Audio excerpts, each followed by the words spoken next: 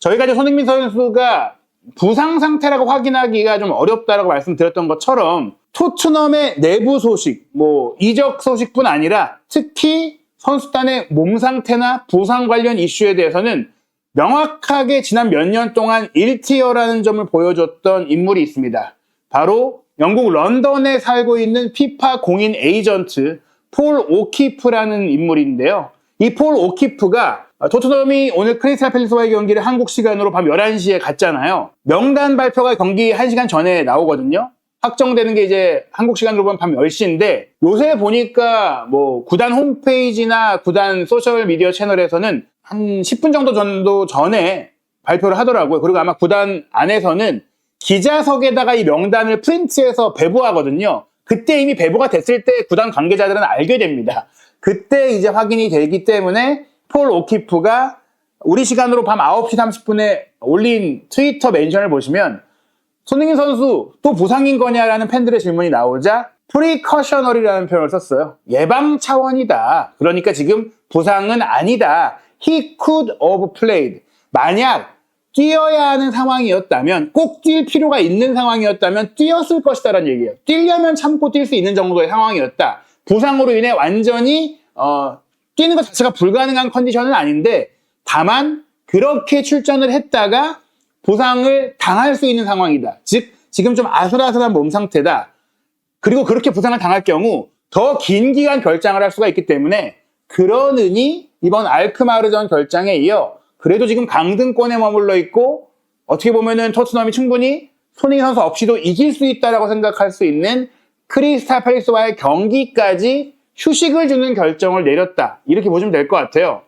이 경기가 정말 시즌의 운명을 가를 경기였다. 그렇다면 어떻게든지 조금이라도 손흥민 선수를 기용을 했겠지만 그런 경기가 이제 아니기 때문에 손흥민 선수에게 휴식을 준 것이고 아시다시피 앞으로 손흥민 선수가 꼭 뛰어야 할 경기가 있다면 바로 주중에 있을 10월 31일 목요일 새벽 5시 15분에 킥오프하죠. 맨체스터 시티와 카라바오컵 16강전만큼은 토트넘이 우승을 노리고 있고 손흥민 선수 본인도 토트넘을 떠나기 전에 우승하고 싶다라는 이야기를 계속하고 있기 때문에 본인도 이 경기까지 휴식을 취하고 아마도 맨체스터 시티와의 경기에 맞춰서 복귀를 할 거라고 생각을 하고요. 그리고 그 다음에 있을 11월 3일 프리미어리그 10라운드 경기가 에스턴 빌라와의 경기예요. 그 경기는 또한 손흥민 선수가 지금 상성상으로도 역사적으로도 강했던 상대인 것뿐 아니라 근래 들어서 토트넘이 만날 가장 강력한 상대라는 것들을 생각을 한다면 손흥민 선수는 맨시티전, 에스턴 빌라전을 위해서 최고의 몸 상태를 갖추기 위해 예방 차원에서 아직까지 좀 휴식 중이다. 이렇게 보면 될 것 같습니다. 그래서 현재 손흥민 선수가 또 부상을 당했다. 재발됐다. 이렇게 보기보다는 경기를 뛸 때 최대한 통증 없이 부상 위험 없이 관리해주는 상황이라고 볼 수 있고 또 하나의 요소는 손흥민 선수가 토트넘과의 계약이 올해가 마지막 시즌이잖아요.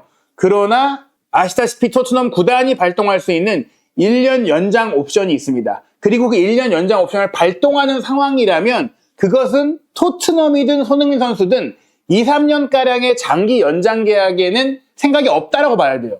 그렇다라는 건 결국 손흥민 선수를 토트넘이 내년 여름 이적 시장에 어느 정도 이적료를 회수한다거나 혹은 트레이드 형태로 다른 선수를 좀 받아오면서 내보내고 싶어 한다. 그러려면 손흥민 선수의 몸 상태가 또 부상이 잦은 상황이 되지 않아야 그 가치를 최대화할 수 있기 때문에 결국엔 토트넘에서도 이런 이유로 손흥민 선수를 관리해주고 있는 것이다라고 또 생각할 수가 있겠죠.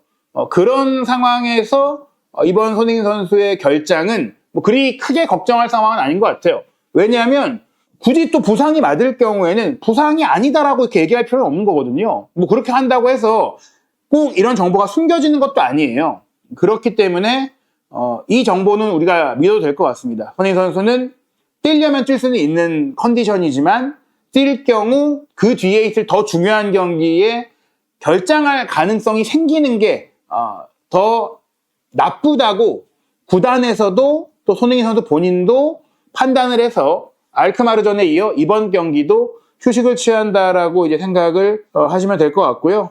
그래서 그런 과정 속에 저희가 많은 또 국내 언론들이 포스테코글루 감독의 기자회견이 나왔을 때 손흥민 선수가 뭐 또 부상을 당했다, 장기화될 수 있다, 뭐 굉장히 자극적으로 기사를 썼는데 저희는 조금 정확하게 그 멘트와 그 멘트의 배경과 멘트의 해석 과정과 또 현지 언론에서 손흥민 선수를 토트넘의 부상자 명단 안에서 어떻게 분류하고 있는지까지 다 체크를 해보고 또 현지 정보까지 체크를 해보고 현재는 예방 차원의 발언일 것이다라고 이제 얘기를 해드렸고요. 그리고 폴 오키프의 최신 정보까지 확인이 됐습니다. 바르셀로나 이야기가 나오는 것은 또 왜 그러냐라고 이제 질문해 주시는 림지님이 계신데요. 일단 손흥민 선수가 이제 토트넘을 떠나기로 결정을 했을 경우 토트넘은 기본적으로 부메랑으로 돌아올 수 있는 프리미어리그 내의 이적을 용인하지 않을 가능성이 굉장히 큽니다. 그런 가운데 또 손흥민 선수가 토트넘을 떠난다면 우승을 할 수 있는 팀으로 가고자 할 텐데 우승을 하고 싶은 리그가 그래도 프리미어리그 수준의 리그여야 한다라는 전제가 있어야 돼요. 그렇다면 현재 스페인 라리가 뿐이고 스페인 라리가는 특히 한국 시장 개척에 관심이 아주 크고 또 여러분들이 뭐 잘 아시다시피 최근에 네이버에 아틀레티코 마드리드와 FC 바르셀로나도 한국어 채널을 또 개설을 했거든요. 두 팀 모두 관심을 많이 갖고 있어요. 맞습니다. 하피냐가 굉장히 잘하고 있고 지난 시즌에도 이미 하피냐가 굉장히 좋은 모습을 보여오고 있었죠. 그러나 지금 하피냐가 왼쪽에서도 뛰긴 하지만 처진 공격수 위치에서 2선에서 전천으로 뛰고 있고 거의 세컨드 톱에 가깝게 뛰고 있어요. 물론 그 역할이 손흥민 선수와 겹쳐진다고도 할 수 있겠지만 지금 바르셀로나의 공격진 구성을 보시면 최전방 공격수 레반도프스키도 뭐 굉장하죠. 그런데 레반도프스키가 지금 36세고 내년에 37세가 되고 내년이 되면 계약 기간이 1년밖에 안 남게 됩니다. 결국에는 레반도프스키 한 명만 또 쭉 갈 수가 없어요. 레반도프스키를 대신할 공격수도 필요하고 하피냐도 마찬가지예요. 하피냐도 모든 경기를 다 뛸 수는 없어요. 그렇기 때문에 로테이션 자원이 필요해요. 그리고 결정적으로 오른쪽에는 왼발잡이 라민 야말이 확실한 주전자리를 꿰차고 있지만 왼쪽 공격수는 하피냐가 처진 공격수도 보고 왼쪽도 보긴 하지만 이 선수도 기본적으로 왼발잡이잖아요. 그래서 처진 공격수를 좀 더 자유롭게 움직일 때 편안하기 때문에 지금 왼쪽 자리에 있는 페란 토레스, 안수 파티 이 두 명은 내년 여름에 이적의 가능성이 충분히 높은 선수들이거든요. 게다가 저는 개인적으로 만약에 바르셀로나가 페란 토레스를 내보내려고 한다면 토트넘과 손흥민 페란 토레스를 바꾸자라는 얘기가 충분히 나올 수 있다고 생각을 해요. 안수 파티는 워낙에 부상 리스크, 부상 이후에 몸 상태 문제가 있다 보니까 브라이튼에서도 임대 기간에 실패를 했지만 페란 토레스는 아시다시피 맨시티에서 뛰었던 경험이 있다 보니까 프리미어리그 무대에서 이미 어느 정도 경험이 있는 선수란 말이에요.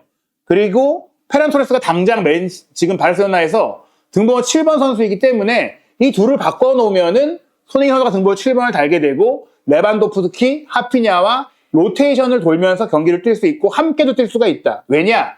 하피냐의 자리에 뭐 가비라든지 뭐 페드리라든지 뭐 이런 선수들이 또 번갈아서 많은 구성이 가능하긴 하지만 그래도 이 선수들이 부상 이력도 있기도 하고 말씀드린 대로 로테이션의 뭐 필요성이 있기도 하고 또 프랭키 데용도 내년 여름이 되면 결국 계약이 1년밖에 안 남기 때문에 바르셀로나 입장에서는 또 거액의 연봉을 주고 있다 보니까 프랭키 데용을 팔고 싶어 해요. 그 프랭키 데용을 팔면서 이제 계약이 1년밖에 안 남다 보니까 바르셀로나가 한 3,500만 유로 정도의 이적료면은 보낼 수 있다는 얘기들을 하는데 지금 토트넘도 사실 손흥민 선수의 이적료에 대해서 3천만 유로 언저리를 요구할 가능성이 있거든요. 1년 연장 옵션을 발동할 경우에. 그렇다면 뭐 페란 토레스와 손흥민 선수를 바꾸고 또 바르셀로나가 뭐 프랭키 데용을 맨유로 이적시킨다거나 뭐 다른 쪽으로 이적을 알아볼 수 있겠지만 뭐 토트넘과도 얘기를 해볼 수가 있겠죠. 그렇기 때문에 이런 다양한 상황들 속에서 바르셀로나는 손흥민 선수를 영입할 경우 뭐 레반도프스키, 하피냐의 이제 로테이션 자원이면서도 또 함께 뛸 수 있는 자원이면서도 아시아 시장 공략이 가능한 자원으로서 구단에 어떻게 보면은 연봉 이상의 수익을 가져다 줄 수 있다라는 판단을 내리고 충분히 영입을 추진할 수 있다라고 볼 수가 있는 것이죠.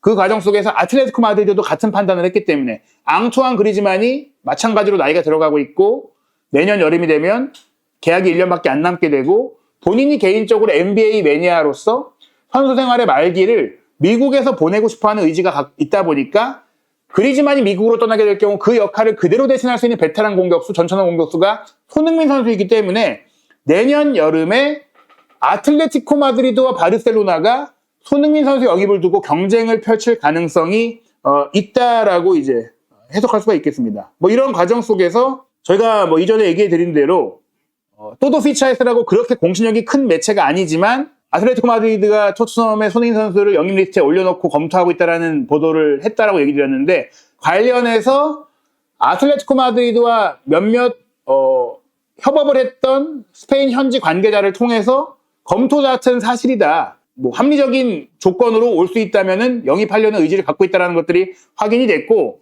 바르셀로나의 가능성에 대해서는 엘 나시오날이라는 이제 카탈루냐 지역 신문이, 많은 분들이 이거 공신력이 높은 곳이 아닌 거 아니냐라고 하시지만, 여기가 종합 일간지로서 아예 가짜 뉴스를 내는 곳이 아니고 그 기사를 쓴 기자도 나름 취재력이 있는 기자이기 때문에, 공신력이 높은 기자가 아니어도 가짜 뉴스를 뭐 양산하는 기자가 아니기 때문에 가능성은 있다라고 볼 수가 있겠죠. 그렇기 때문에 손흥민 선수와 관련된 이적설들이 나오는 것이고, 지금 토트넘도 어느 정도 몸 관리를 해주면서 기용을 하는 것이고, 또 몸 관리를 하는 이유도 너무 손흥민 선수만 쓰면서 가면 이제 진짜 손흥민 선수가 팀을 떠날 경우에 그 공백을 대체하기가 쉽지가 않기 때문에 그 대안이 될 수 있는 선수를 기용해 보는 거고, 또 그래서 그런 이유 때문에 양민혁 선수를 영입을 했어요. 토트넘 입장에서는 한국 마케팅, 아시아 마케팅을 이어갈 수 있는 양민혁 선수가 2025년 1월 달에 합류할 예정이고, 올 시즌 후반기를 손흥민 선수와 함께 뛰면서 많은 것들을 또 직접 배우고 또 인수인계를 받는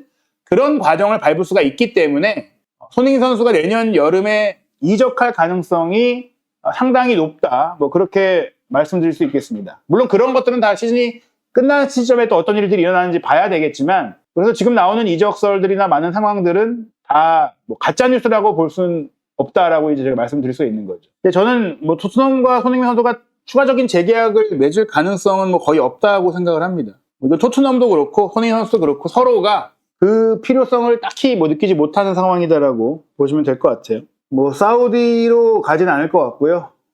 지금은 한 번 더 유럽의 좀 빅클럽을 도전해 볼 가능성이 충분히 있지 않을까라고 생각을 해봅니다.